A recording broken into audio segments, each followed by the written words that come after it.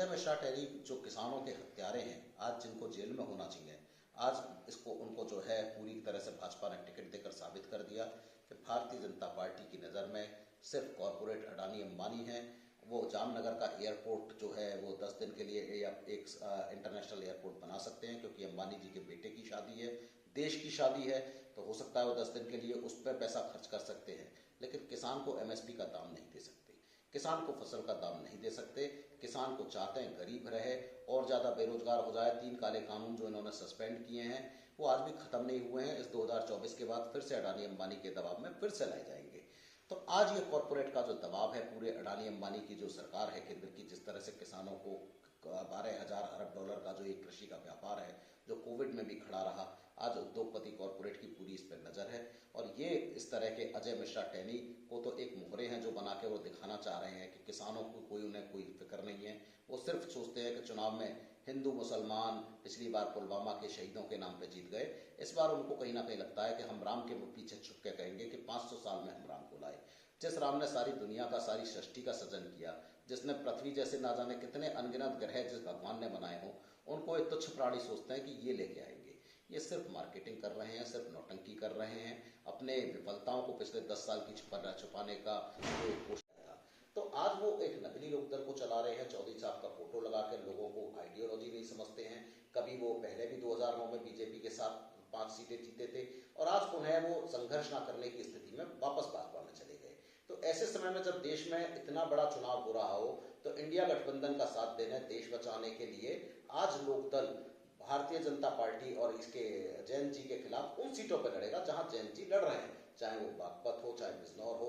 वहां पे अपने प्रत्याशी उतार कर लोकदल उन क्षेत्रों में, चौधरी चरण सिंह के क्षेत्र में, चौधरी साहब के बागपत में पूछेगा कि आप असली चौधरी साहब के दल को जो किसानों से संघर्ष करता है उसको वोट देना चाहते हैं कि एक कांग्रेसी सांसद कल्पनाथ राय जी द्वारा बनाया नकली राष्ट्रीय लोकदल, जो लोकदल से मिलता जुलता है, जो आपकी आइडियोलॉजी नहीं समझता, उसके साथ है।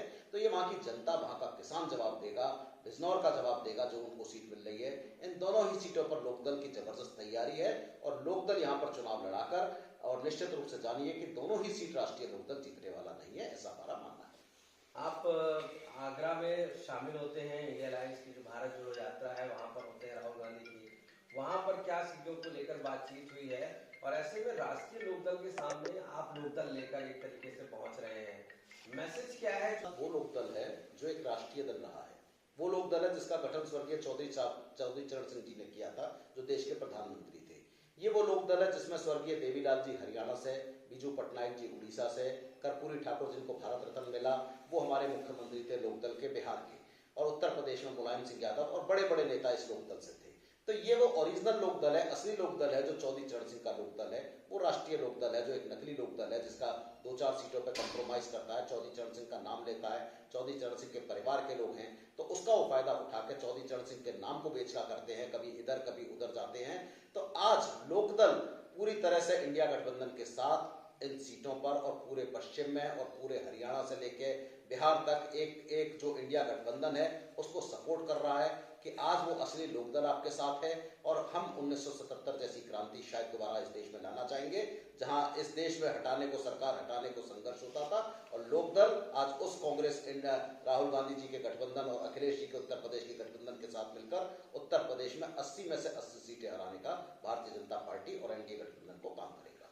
लेकिन एक बात बताइए कि चौधरी चरण सिंह को जिस तरीके से ऑनर दिया गया, सम्मान दिया गया, अवार्ड दिया गया है, अब ऐसे में क्या आप लोकदल जो है वो इस सम्मान को किस तरीके से देखते हैं? क्योंकि राष्ट्रीय लोकदल ने तो प्रधानमंत्री को बहुत बड़ा थैंक्स भेजा है और इसके लिए, तो आपको क्या लगता है कि वो बीजेपी के साथ जाकर किस तरीके से क्या सम्मान के लिए गए, या आप चूंकि इंडिया अलायंस के साथ में, तो आपका नजरिया क्या है?